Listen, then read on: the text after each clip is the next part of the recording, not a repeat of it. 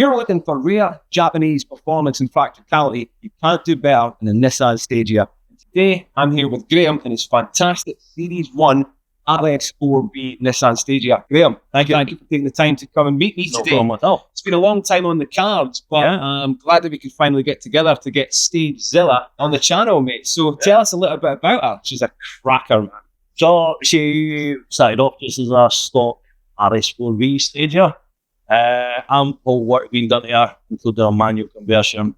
Now, phone channel block, fully forged, running 400 at the road, 520. These technically were part of the gentleman's agreement as well, weren't they? They were supposed to come with 280 brake horsepower from the factory, but as we all know, there was probably a little bit more than that. You're now running 400, you say? At the road. So that's between 4 and 5 at the front. Okay. It's a lot of people say you can get 100 through the gearbox and losing in trans, but I reckon maybe about 400. Even still, for a car that's admittedly quite heavy, it's 1,600 kilograms, but it's got a fantastic four-wheel drive system, so I bet it shifts on the road. Yeah, she goes well. Yeah. She surprises a lot of people. It's the presence that this car has on the road that gets a lot of people more than it's very imposing. Yeah. Definitely, even the short journey that we had down here, the amount of heads that turned as you were driving past, people either recognising what it was and admiring it for what it was, or people thinking, what is that? Yeah, it's a lot of the, what is that? Yeah. It's, big. 5.2 meters long. She's quite a big ship, so you do notice her on the road, and I run light yellow front lights as well. So, do you? Yeah. So you can't miss her. Obviously, the paintwork's fantastic. It looks fantastic, and you're saying it's the factory colour. It's the factory colour. Yep, she has had a repaint on the bottom half. So above this line here is all factory. Below that is the repaint. JDM work that we've done. Yeah. Well, that certainly is. When you start hitting near 30 years old, this is a 1997, yeah? 97, yeah. Yeah, when you start hitting 30 years old, you get grey hairs, we get flakes in the paint and all that, don't we? So she's very well kept for the fact that she is reaching nearly 30 years old at this point. And yeah, she's absolutely fantastic. Do you find, you do a lot of shows with these, do you find that people, when you do the shows, recognise what it is, or do a lot of people come up and ask you? 9 times out of 10, I get asked. And even at that, I play a little game with them where I say, well, take a guess, because I find it quite funny. So over the years we've had, is it a Hogan?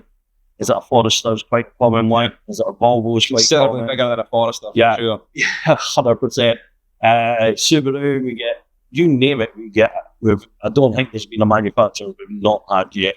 But there is subtle clues on the car. I keep them nice and subtle. Yep. You probably notice a few of them, I keep them subtle just to keep them guessing, but 9 times out of 10, nobody has a clue what it is. Excellent. And this is, because there's 3 generations of the Stagea, isn't it? So this is a Mark 1. Yeah. The Series 2, yes, very similar. Very similar, smaller front headlights, and removed the full beam into the grille. Yeah.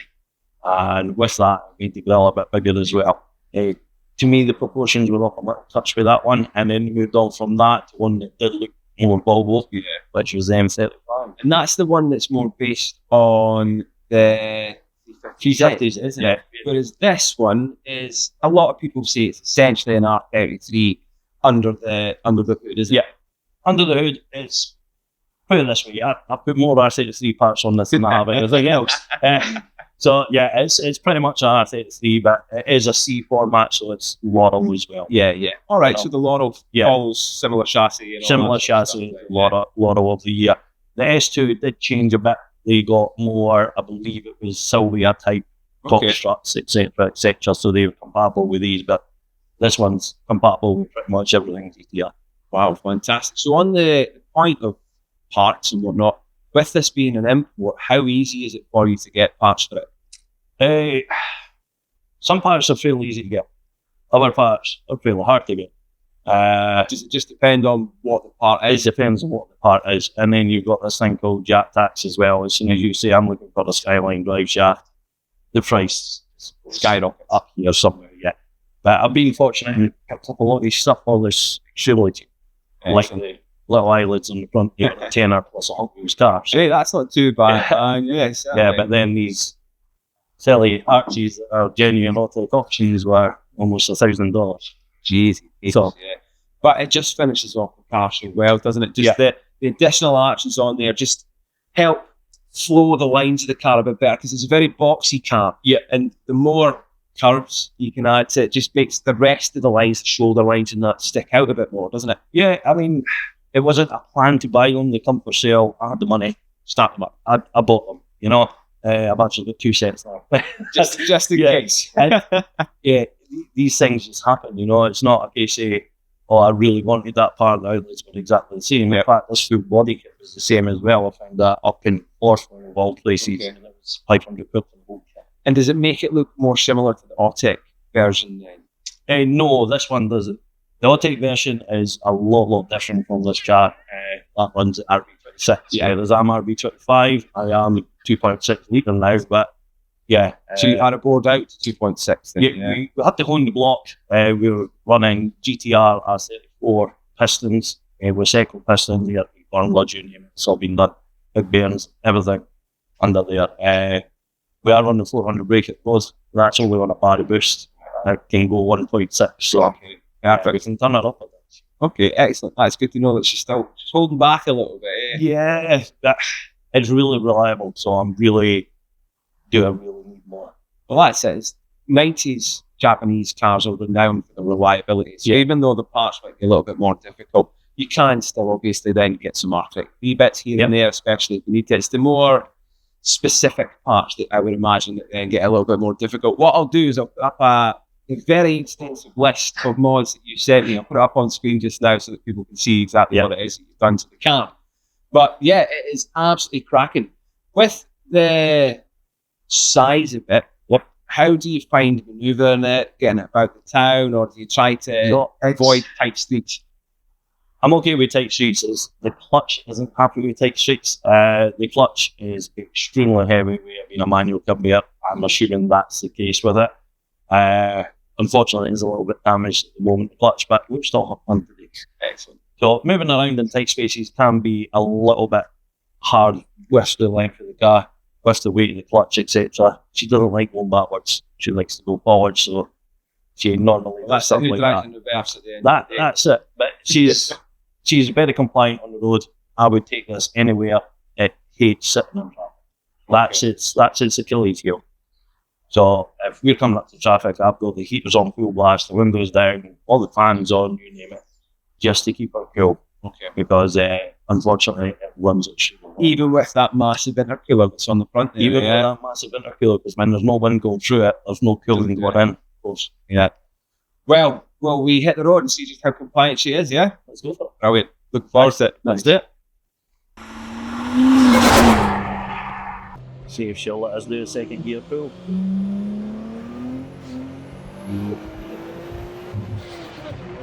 Wow. All the way up to 70 miles an hour in second gear. There's still plenty left to go as well. Right guys, this is us out in Stagea, and the shot blast that we've had up until now, I'm blown away. Just what a monster. This is, the name is so appropriate, Graham. Yeah, well, I couldn't name her Godzilla because she's not a Skyline. So I had to call her something and it fits. It fits perfectly, and just the sheer amount of power and just the visceral experience she offers. The smell, the noise, that dump valve is just something else. Yeah. What a car. Attacking the senses is what I like to name her. You've got the smell, you've got the sound, you've got the sensation. It's just attacking the senses, so yeah. And it's amazing because it adds to that experience, doesn't it? It just makes you feel not only part of the car, but alive when you're driving the car. It gives you a bit of excitement, makes you a bit giddy to drive it, doesn't it? You're part of the car in this. It's not something that a new driver could just jump in and drive. Definitely not, no. She bites, she does everything that she should do, but yeah, she's very compliant as well. And how is it through the corners? Obviously, as we talked about earlier on, she's a big old girl, isn't she? But you're saying she's pretty composed through the corners. Yeah, so we're running BC coilovers all round. She's got a fast road setup on her, so you can really attack the corner in it. You have to watch when the power comes on when you're leaving a corner. But anywhere you want her to go, she'll just go, and the number plate likes to fly across the window.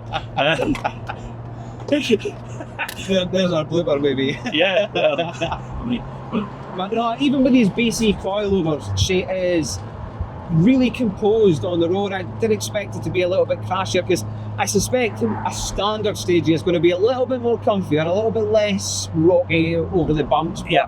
When you're pumping up that kind of power, you want to know where the car's going and what it's going to do, don't you? Yeah, she needs to be stable when you're pushing the kind of power that this one is. You've got to be 100% confident that suspension's going to hold up. We did put a nice profile tyre on it as well. Okay. And that soaks up quite a lot of the bumps. So that was the one thing I didn't want to do, was go low profile.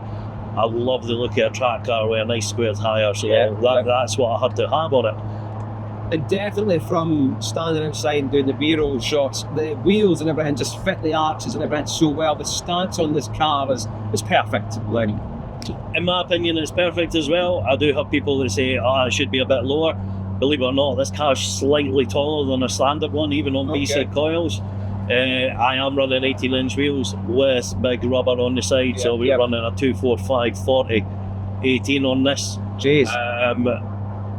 I was told I couldn't get 9.5 rims on it. I got them on it. So yeah, I mean, yeah, we tried to get that look, that it looks like a track car, but it should also be compliant on the road, etc., etc. Well, that's it. Is you want it to be usable, you know? Yeah. As we were talking about earlier on, we don't want to get it beached on big speed bumps and stuff. So yeah, having that additional bit of height makes it more usable on a day-to-day basis, doesn't it? Yeah, well, the good thing about this is the front splitter is the lowest part of the car. Right. So if the front splitter gets over, nothing will touch. Okay, it's a good indicator. The exhaust sits up higher than all the side skirts, higher than the front splitter. So if we can get over it there, we've got no issue at all with getting over anywhere. So there's very limited places. Unfortunately, the place that you wanted to meet, there's a speed bump on a crest, and due to the length of this, the front's going down as the back hasn't went on the speed bump. Of course, it catches, so that's why we couldn't meet there today. My old Mark 1 MX-5, the Unos, although I never managed to beat it, that if the boat was too big, it would get stuck potentially or scrape like a bugger, man, eh? We've beached our MX-5. Yeah, we've beached that a good few times. So. Yeah, I'm looking forward to seeing that when you've managed to finish up the project. Yeah, we'll get a video done of that then. So the work that you put into this, the extensive mod list that you sent me through, how much of that have you done yourself? So I was very fortunate that I was able to buy this car with most of the engine work done. I just had to refine and put on these extra supporting mods to kind of get this kind of horsepower and this boost anyway. So she was already forged when I got her. The gearbox had just been put in her. So I've had 10 years out of this clutch. Yeah, it's having a little slip at the moment, but 10 years is a long time to get out of a clutch. That's a hell of a long time, especially considering the power she's pumping out. Yeah, that's it. So we'll cheer to a nice new clutch, and we'll get you back out for let you see her on full beats. We'll do a comparison before and after video. Yeah, that sounds good. But I'm just the space, right? It's an incredible amount of space that you can get in here.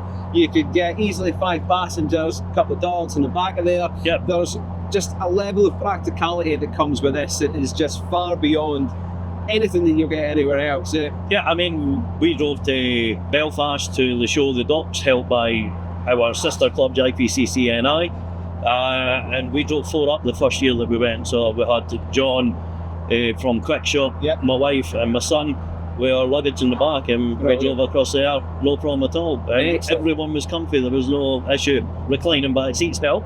On the note of the Japanese Performance Car Club, tell us a little bit about your car club. Alright, so 2.5 to 3 years ago we decided that we were going to start a car club. Spoke to our friends at JPCC NI, says to them we would like to become JPCC SC. So the Scotland division. Yeah, the Scotland division basically. They were more than happy for us to do that. So we started up, and the goal was to start a family club that anybody could join. Doesn't matter what Japanese car you've got, whether you've got a 1 litre Micra up to an R35, let's say Skyline, GTR, sorry. I mean, that there was the goal, and luckily we've achieved it. We went from strength to strength. We've managed to get everything. We even did our first show this year, which is unreal. Yeah, I was lucky enough to be invited along as part of that show, and it was it was a milestone moment for myself, and so it's great to hear that not only is the club going from strength to strength, but that you have had such good uptake of people coming on, man. That's fantastic. Yeah, I mean, that's 2 years running. We've won the Best Club Stand Festival of Motoring as well. Excellent. Which we've joined up with another club, the JDM Scotland. And I sadly missed that one. That was the one that was at Glams this year, wasn't it? Yeah. No, this one was at Ingolstadt. Oh, right. Okay. We're also the first Japanese car club to be allowed to go to Glams. Very so good. That was this year as well, and we'll hopefully be back next year for their 50th anniversary. So with the upgrades that are on this, you've also put on R33 brakes. How are the brakes on it? There's a car behind me, so I can't show you in the boat. The brakes are incredible. We've also got a stopper on the master cylinder as well. We stop any flex, so that there helps. No end. It's unbelievable the way this thing stops. And that's good again because of the sheer size, the length, and the weight of it, that you know that you've got that peace of mind that it's going to stop when you need it to stop. Oh, she stops. And with the length of it, because it's a four-wheel drive ATTESA system that's in this, isn't it? That's correct, yeah. How does it feel? Is there any moments where it could potentially catch you out? What's the sort of the power? Where does it send power predominantly? So 90% of the time she's running rear-wheel drive. So, like at the moment, rear-wheel drive. So rear-wheel drive at the moment, she'll only engage the front when we slip in the back. Right, okay. So that's where you have to be careful in the corners, because if you nail it in the corners and she steps out the back end, she will eventually, it's quite an old system now, but she'll put all the power at the front, and when she does that, you're at the mercy of the car. Yes. You know, I mean, you're 100% at the mercy of the car when she does that. If you steer into it, she will chuck you into the hedge. And you were saying it's actually better to power through it than do a bit of lift off. Keep the foot down, let the car sort itself out with as minimal steering as possible.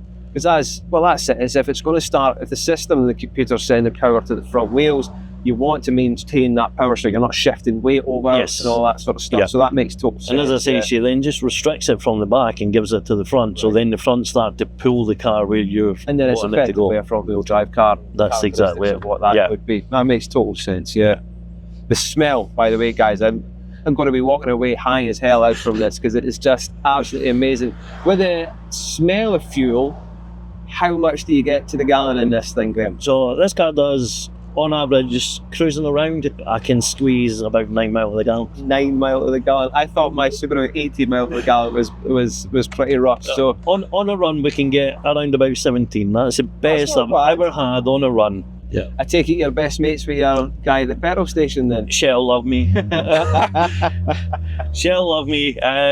So unfortunately it's V-Power only, so I did pick the... Well, that's it, yeah. The Japanese performance cars, they need their premium, don't they? Yeah. So I'm absolutely just blown away. You described it so perfectly. Everything is an event and there is just so much drama to the car.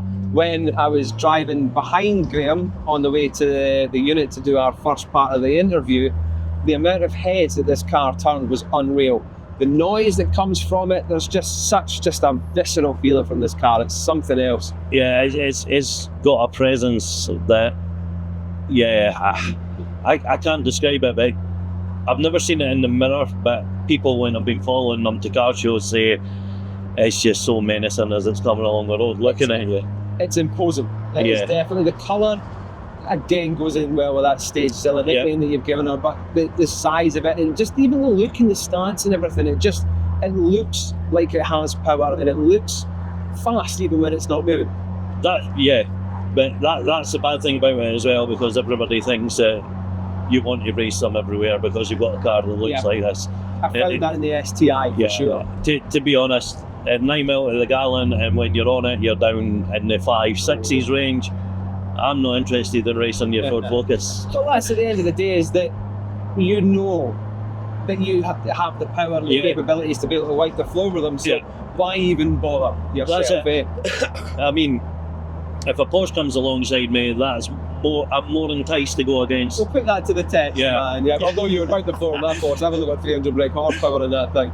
But no, I mean, if a car comes up and I think this'll be good. Have a bit of fun. Or it's someone that I know has got a big value car that is known for being fast, and I think I might be able to give him a little fright Put here. them in their place. Yeah, you know, I'll do that all day long. You know, it's what the fun is of doing it. Excellent. I'm looking forward to getting the shot of it, man. I'm so excited about doing that. Will we get turned around and head back the road? Yeah. We've just come back down then. No problem.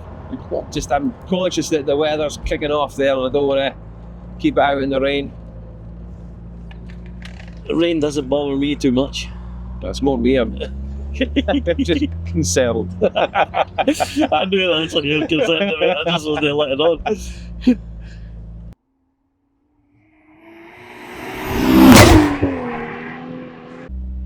Give you a nice junction to get out to. Oh, you lucky boy.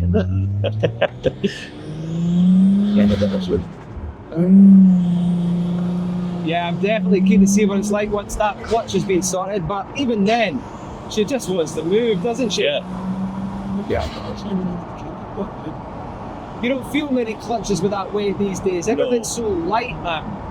Yeah, she's got a really heavy clutch.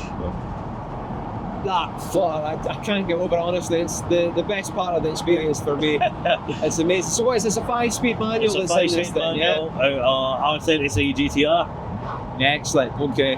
How are they? Are they generally pretty strong? Yeah, obviously the 6-speed's a little better, but that comes with a price tag. I mean, just for the components of doing this gear change, the box was $2.5 grand just for the box. Jesus. So then by the time you do all the rest of the conversion and whatnot, I mean, I was lucky this car come with an ample history with every receipt. So I know the bills. And that's part of just the reassurance that you can get, isn't it? Like, I was the same when I bought the Porsche. It came with a 2-inch thick folder, and I was like, this is the one I want to buy because I know that it's got the receipts to back everything up, eh? But one thing that stands out to me, even more so when you're in the passenger seat, is just how comfortable it is. It's not full luxury. It is. The only thing that I can say is the floors sit really high. Yes. So when you sit in the car, you're sitting pretty much straight out. Yeah, aren't you? Yeah. Because the seats are pretty low, the floors are pretty high. Just sounds fantastic, man. And this Momo steering wheel that you put on, I say this in every single video, but I like a really thin steering wheel. Yeah. And this just feels brilliant to hold. So this steering wheel actually bought in really bad condition and restored it. Oh, nice. We found out it was all dead skin that was on there, not tears in the leather. Right. So baby wipes, if anybody wants to restore wheels with dead skin on them, baby wipes is the way forward, and that's how we come out. Excellent. Did you have to put any leather paint or anything on it? Nothing at all. You literally went over it with baby wipes. It took off hundreds of dead skin. It was disgusting, but that's what appeared after it. So then I just painted the centre part that says Momo and put on the car. Best 50 quid I've ever spent. Brilliant. Fantastic. The STI came with a standard Momo steering wheel, which was quite nice. Red stitching and stuff on it. That high bike. It takes a bit of getting used to, man. Hope I don't make it any worse. No, you'll be fine. Got one show and then we should be doing the clutch anyway. That's it. As you say, they're not cheap though. What you were talking about earlier on, getting parts and stuff for them. But it just glides a lot, doesn't it? Yeah. But you're so right in that it's on or off. Yeah, no, there's no, it's always been like that. It's just that it is now just wearing that little bit more than what it should. So, well, then we've done a lot with the car. Yeah. I mean, I don't drive this around like a baby. Because you've got quite a lot of cars, don't you, Graham? Yeah, there's 10 in the household. 10. So where do you keep them all? The driveway luckily holds 4 cars. We've got the garage and the rest sit on the street. One sits on the neighbour's driveway. So one sits in my grandfather's driveway. So we're fairly lucky. Perfect. Certainly one thing I'd always love is having a driveway big enough. Mine can fit in the 3 cars, and thankfully I've got a garage, but the wife's pretty much put a limit at 3. Yeah. I hope the camera and the microphone picks up just the noise from this thing. It is absolutely incredible. That's the addictive part. It's infectious. It just, It goes you, doesn't it? It's like, oh, I just give us a little bit more of that good shit. A wee bit more. And it's so unassuming when you're in here, you forget that it's near 16 foot long and near 6 foot wide. It just, even, I am barely touching the throttle there in fourth gear at 50 miles an hour, and it's just got so much pickup in it. Yeah. Is that mainly due to the turbo that you put on it? Yeah, so the turbo was developed by Concepta Tuning, and it was on it when I got it. And it's just phenomenal. I just love it. I love the way it picks up. It's not too laggy. It's just everything. It's kept low mount as well, so it's probably the biggest you could go low mount without having to go top mount. And just the brakes, you were saying earlier on that the brakes, how good they are. Yeah. Wow, what? The first corner that we've come to, the turn in, is so precise. Yeah, as I say, it's got a fast road set up. The guys that set it up, unbelievable. They clearly know their stuff for sure, Well, no. I mean, be here, I would drop into third here. But if you just gently press that in, I can keep the What a car, Graham. Absolutely, what a car. I've only ever seen it stationary, and to be behind the wheel of it is just something else. And this doesn't have a sunroof. Typically, that's quite a rare thing, is it not? Yeah, so these normally come with at least one sunroof, sometimes two. This is a full tin top from the factory, which I was unaware that it was quite an uncommon thing until a fellow Stagea guy pointed out at a show. He went, "Oh my god!" He says, "What?" He says, "It's a tin top." I was like, "What is that?" Aye. He's like, "There's no sunroof." So I says, "No, I've got them. I'm going to fit them." And he told me not to. He says, "Don't do it." He says they're rare without. So I've still got the parts for putting twin sunroof in it that I'll never go in it. But when you've got cars like this, you find yourself ordering parts that you'll never use. It's better to have than not to have them, eh?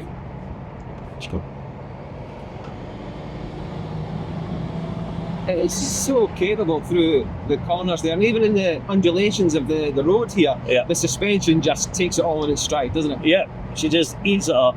She is something else.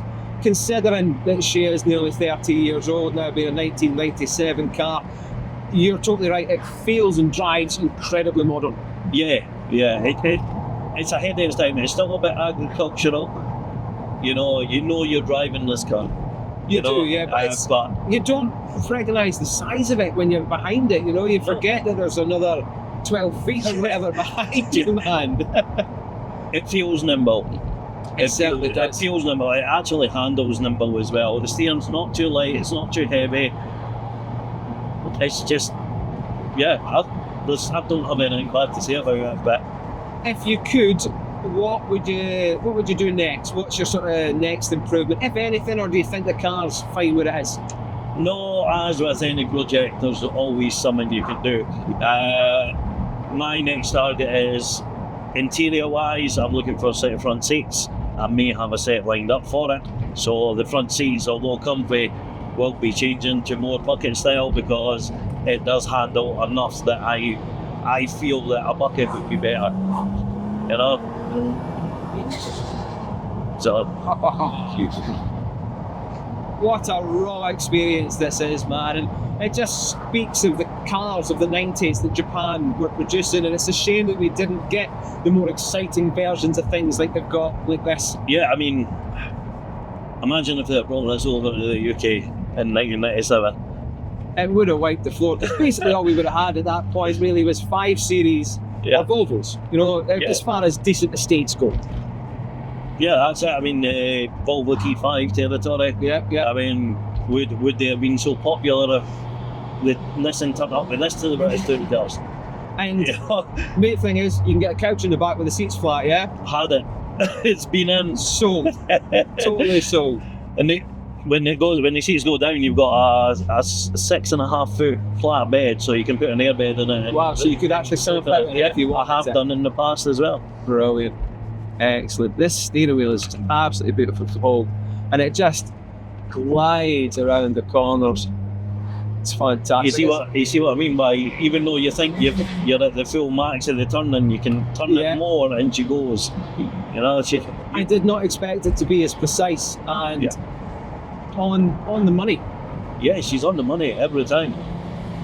In a quick cab. Especially just for the sheer size and weight of the car, it is completely not felt when you're in the driver's seat of this thing. 100% that. It's unreal. Wow, absolutely bowled them over. I'm a Japanese man. I know that my two German cars would suggest otherwise, but certainly up until now, that was what I would be in. It would be a Japanese car. And ever since I've started speaking to yourselves in the club, you've planted a seed in my bloody head, Graham, and I'm like, I want to get back into something Japan. RB as well. I mean, there's the argument JZ or RB. For me, RB just sounds better. Yeah. It just hits that bit better, you know, but I love a JZ as well. And in the future, I wouldn't mind a manual Crown wagon to match this. Okay. It's a little buddy. So when people say what's better, I can physically ask this question because I get a lot of people saying to me, what's better, the RB25 or the 1JZ? Well, I don't know. Because can't really compare, I don't have one, but having one and getting it to this sort of level and then being able to go, yeah, that is better for that is better for that, you know? Excellent. So how long has this car been in the country? How long have you owned it? So she came into the country in 2004. I purchased her 10 years ago. It was 10 years ago in August. I've had a good little ride with her.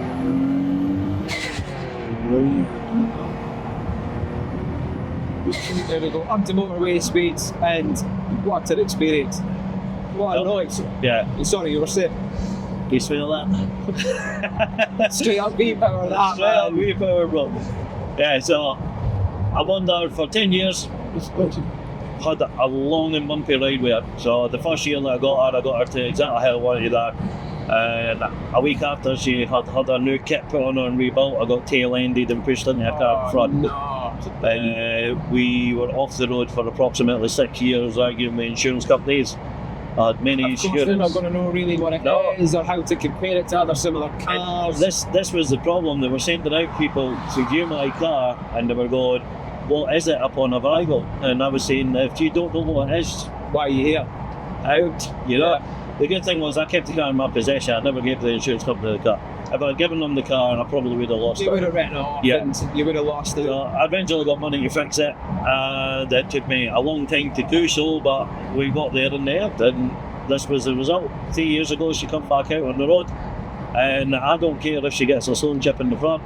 I don't care if I catch a bumper on the ground. Before, I would have cried.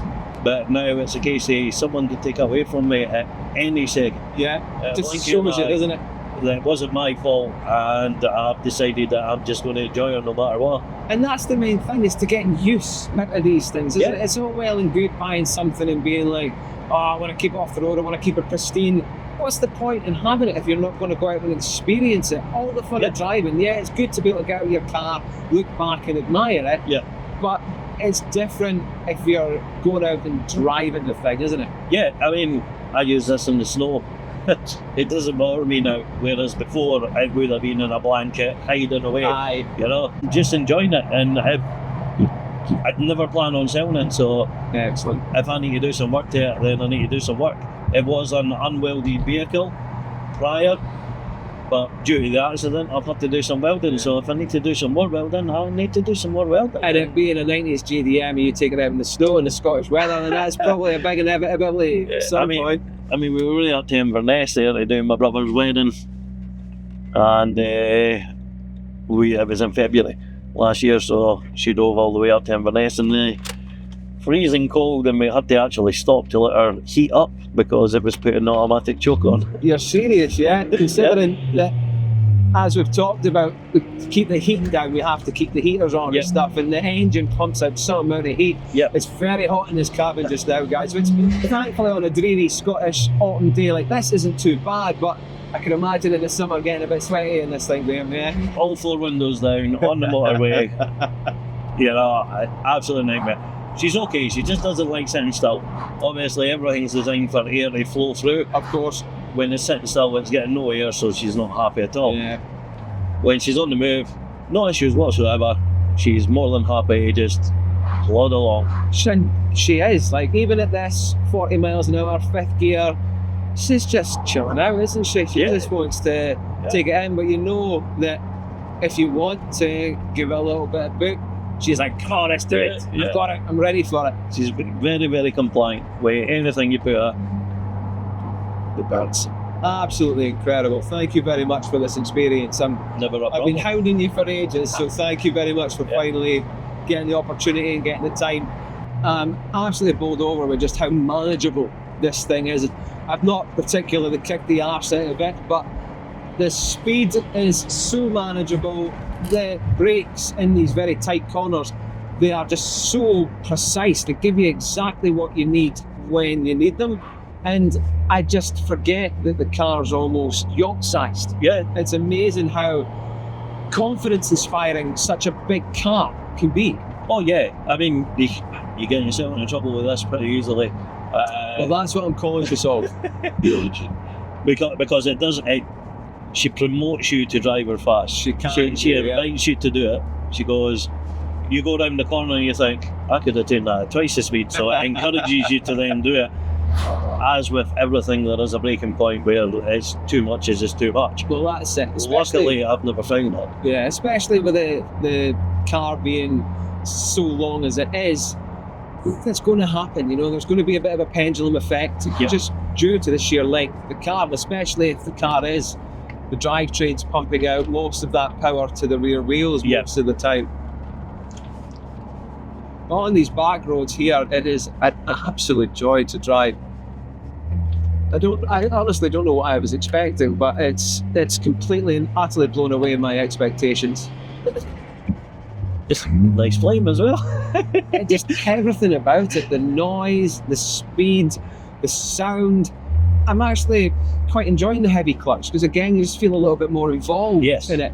I wouldn't feel confident trying to get out of a junction fast in it, but when you're driving like this and going up and down through the gears, there's an engagement with it that I just don't get on modern cars. No, I mean it's as analog as it can be. Yeah, hydraulic steering as well as in this. Yep, hydraulic steering.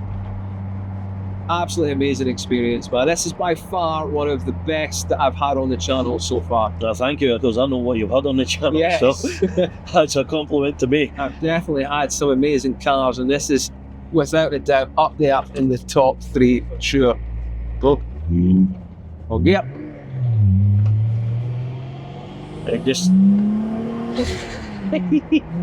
Just a shame that clutch is having a little slip. Well, I'm looking forward to when you eventually manage to get it sorted out, just to see how Stagezilla operates at full capacity.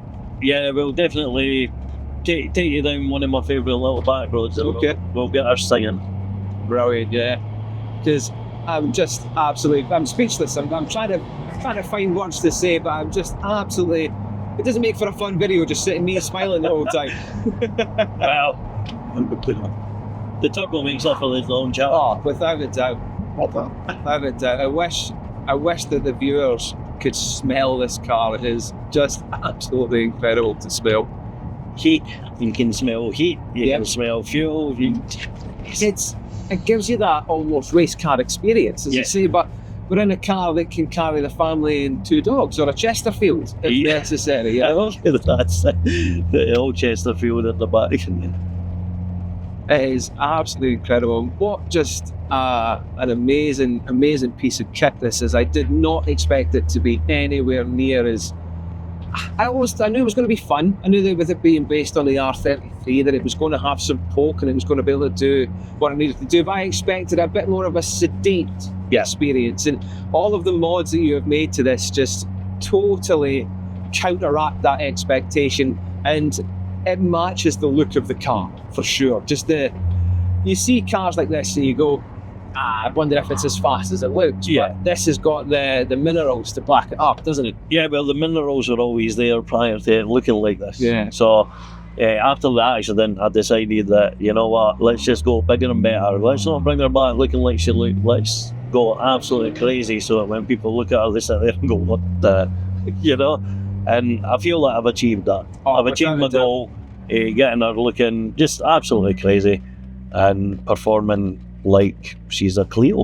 And how much did you spend on this when you first bought it, excluding everything that you've done to it at the moment? So, the original price of buying the car was £4,500 10 years ago. Wow. And they've shot up in price They've recently, shot up haven't in they? price recently. When I bought it, I was buying, I paid a lot of money for it. At the time, you could pick up one for around about £2,000 if you weren't fussed. I was needing a manual. It had to be manual. This one had recently been swapped, and I was just at the point where I was sitting going, you know what, I'm not bothered, I'm having it. I guess it's a little bit too much, but paying that extra saved me so much. Once I seen all the receipts, so the Weseco forged pistons, ARP con rods, everything's been done. The Holland and channel block, the full rebuild at the garage in Motherwell, who back in the day were the go-to people guys for to do it, like RBs, and this engine's a credit to them. It's unbelievable. It is The unreal. mapper's done an incredible job as well. I mean, we did not expect the torque number that come out of it. I said we only want to go to 1 bar. We went to 1 bar and it come out with the same power that I had at 1.6 with a different fueling system and a different ECU. But the torque number went up by 120 foot-pounds, you know, just crazy. And that's the beauty of the RB25, isn't it? Is that they are just so unbelievably tunable. They are, and as long as you do them right, they become reliable with that, and this car's a credit. I mean, other than servicing, engine block, touch wood, I haven't had to spend a dime on that other than the upgrades that I chose to do. It didn't need them, I chose to do them to make the car more efficient with fuel. So I wanted it to never be short of fuel, which at 9 miles a gallon it's not. I mean, we've not done very many miles today. Was this full before you... No, this was just above the half a tank when we That's when not we set so off. bad then, that's not too bad. About a quarter tank. Mind, a quarter tank's about 40 quid in this car. Yeah, there is that as well. So how much did it take to fill it up? Around about 120, depending on what petrol station you got. Of course, yeah. Yeah. And you were saying earlier on that when you're giving it some beans, you can see it just... Oh yeah, you physically watch it down when you're on full tilt. you physically see it just going down, down and down. Brilliant. How much do you reckon you put into it that... So, all in all, as long as my wife's not watching, I'm probably somewhere in it around about the 30 grand now. Wow, okay. But the insurance luckily paid for quite a lot of that. That's good, yeah. Because of the accident, it allowed me to do things that I wasn't going to be able to do before. You know? And with this getting on in its age, it's now applicable for the 25-year rule across in America, isn't it? Yeah, so that there's took the prices up a little bit on these. That's good. So what are they worth now then, would you reckon? So the S1, because they were all mostly automatics, you can pick them up fairly cheap. So you can probably grab one right now, a Stagea Turbo, for around about the £6,000 mark that's bone stock. One to this level, does it add value? You have to find the person, I suppose. For me, I know what the agreed evaluation I've got on this for insurance is. Yep. And if you come at me with any less than 25 grand, you're not getting this car, but I never plan on selling it. I can tell you love it so much, man. Is that safe to say? Yeah, she's just everything I wanted. Gran Turismo, I love the state cars. I found one of these on Gran Turismo. Believe it or not, after purchasing it and whatnot, my friends come round and we had the PS2 out and we put Gran Turismo, and then the last car I was driving in the game on my memory card was the green Nissan Stagea with white fly swaps. Meant to be. And that's what the car was that was sitting outside at that time. Amazing. And it's amazing just how much Gran Turismo 2 in particular has brought the car guys on this side of the pond into Japanese cars, isn't it? I was exactly the same. 100%. I mean, I never knew about these things, you know, and then the internet has helped again. That has because there was no opened up internet when doors, I was hasn't it? younger, so, you know, Ken, we didn't know about some of these vehicles, you know. until Gran Turismo came, what is this Nissan Stagea thing? And then Google come out and you were able to search it. As soon as you searched it, you were good. Sitting going, wow, an RB25 in an estate car, you know? Even around here, it's very usable, isn't it? Yeah. You could daily this if you had the deepest pockets in the world to feel it. Just as well you've got those 10 other cars to choose from, eh? Oh yeah, you couldn't daily this thing, it would absolutely bankrupt you. I could imagine. Well, that's partly why I got my bike licence, because I used to have to run up and down for the dog, and that's when I had the Forester STI, and it was just costing too much to do so, man. So I thought, you know what, I'll go out and get my motorbike licence, feel what it's like to ride a bike, and absolutely love that, man. Riding a bike's fantastic. Sadly, I sold my bike and I've now no longer got one, but yeah, I couldn't imagine trying to run something that is that costly to run on a daily basis. Yeah, I mean, to run this as a daily, you would, for me, it's a lottery win, you know? Yes. But it does bring a smile on your face, doesn't it? Every gear change. Yep. I know. And as I say, we will get her back to you. When we've got this clutch changed and we've got it buried in, we'll get her back and we'll go a blast down a nice little twisted road that I know. Yeah, that's it. It's like fun. Wow, guys, I'm lost for words, Graham. What an amazing, amazing experience that was. In fact, I feel like I'm still shaking a little bit, you know. Thank you very much for taking the time to let me out in what is essentially your pride and joy, man. Sure is. What a car you've built here. Thank you. Just everything about it, the experience. I love that you described it, everything's an event, because it is. Yeah. Everything about it, it just completely blew my expectations away. I don't know what I was expecting, but it wasn't that. I'm glad you enjoyed it. I'm glad someone got to experience what I experience every time I drive it, you know. Yeah, Attack of the Senses, just an event, every corner. Absolutely fantastic. I've just loved every minute of it. Even from the passenger seat, I could tell that it was something special. Yeah. Yeah. She wasn't when I got her, she is now. Yeah. Well, you've done a fantastic job getting her up to where she is.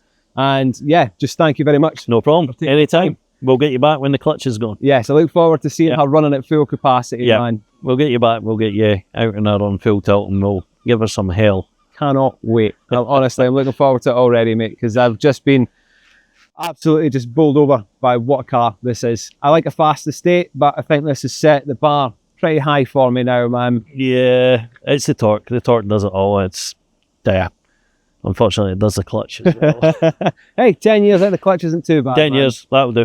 That'll do. Exactly. So if you've liked today's video, make sure to call shotgun on the next one by liking this video and subscribing to the channel, and we'll get you in the passenger seat of this car next time when the clutch is all sorted. Thanks very much for watching. We'll see you soon.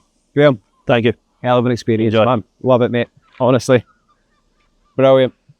What are the brakes like on it, obviously, with them being after it? Oh, Jesus, fuck, they work pretty well.